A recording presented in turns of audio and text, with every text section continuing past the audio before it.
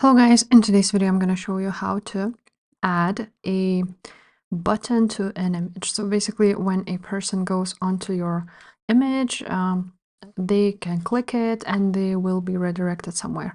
So it's like a button. Now to do this, it's really simple. You choose an image which you on your website which you want to create a button with, and choose an image, click this edit pencil.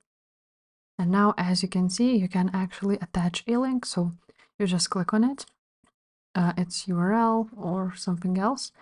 Now you can actually write down whatever you like.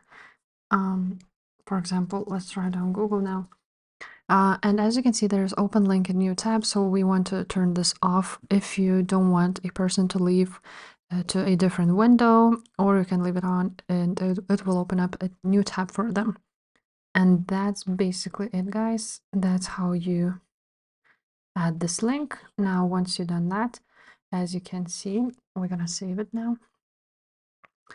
And once we open up our website, this image now became like a button and they can click on it and the person will be redirected to the link you had it. So if this video was helpful, please leave a like, subscribe to this channel, and I will see you next time. Bye.